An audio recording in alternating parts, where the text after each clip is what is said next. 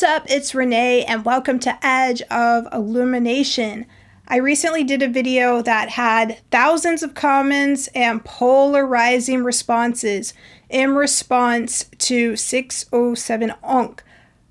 I really don't even want to talk about him that much, but I'm going to talk about him here to talk about why it is a significant issue, not just with him, but with other people as well who may be using similar practices, I guess you could call it.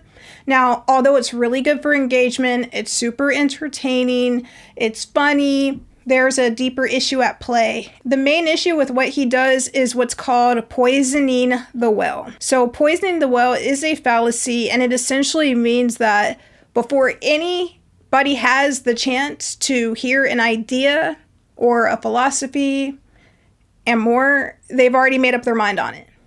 They already think they know it. They already think they've heard it. And when you make it into a parody, right? When you make it into a satire and something that's funny, and you're essentially taking deep philosophical concepts, spiritual concepts, things that took thousands of years for people to gather up and put together and make it into a joke, when it's really not funny at all. We're living in some serious times, and it's really important that we continue to think for ourselves, be logical, but at the same time, we don't want to outsource our spirituality to entertainment. You know, it's still critical to spend an hour a day, 2 hours, whatever it is, to actually do deep learning and thinking, read books, etc., write in journals. But, for example, there was one, I was going to do a reaction on it, and I'm like, no, I don't even want to watch this, I didn't even want to do it. He was basically talking about the occult, and he had mentioned different things where they were essentially it's not just him, by the way, it was how the whole thing is set up. They were essentially laughing, joking, making it out like he was crazy when he was saying things that were actually coming from really deep, important concepts. And he wasn't giving the full concept. He would give a little bit of it and they would react and laugh. No, that's crazy, man. So now when you hear somebody talk about that concept in a very logical way, immediately a part of your brain is going to shut it off or dismiss it. That is programming. That is how this works.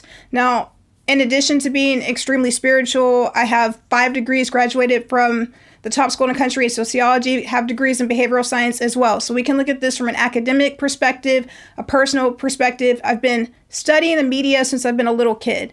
And when you're frequently watching content that makes spirituality into a joke, into a satire, into a parody, it will have an effect on the brain. No question about it all. Every now and again, things can be funny, just like a comedic skit, but at the same time, when you're talking about things that are very serious, I don't think you should make those funny. So poisoning the well is basically before the audience even hears the real message or hears it from an authentic place, from a truthful source. They already have an idea in their head about it. They already know about it. They've already discredited it, dismissed it, blew it off, etc. Poisoning the well is a form of preemptive discrediting. So by the time you have heard and seen the real point, it's now looked at as false, irrelevant, or discredited. This is extremely important. I always recommend, reading up on logical fallacies. I brush up on them on a regular basis because it's helpful for recognizing these types of manipulations at play. We also have the bandwagon approach, where if a lot of people believe it, it must be true. If a lot of people like it, it must be good. If a lot of people think that it's right, it must be okay. It must be right. A lot of these tactics that we are witnessing that manipulate the human psyche are designed to get people to do just that, to follow. If your urge is to attack someone before you've even listened to their message, there's a good chance that these tactics are already working on you. And for those who do not care, okay, whatever. For those who are truth seekers, who are enlightened, who are very aware, who are intuitive, continue to use your discernment. Don't question your intuition.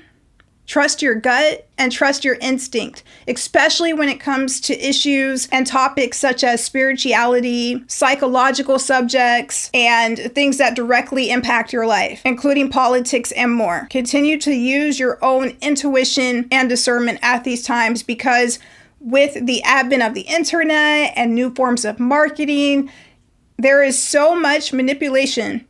And unfortunately, it's more important now than ever to stay media savvy, even for the experts. Even the experts have to sit back and go, wait a minute. Oh, okay, I got it. So I'll talk to you later. I hope you have an awesome, cool, fun, amazing rest of the day. Bye-bye.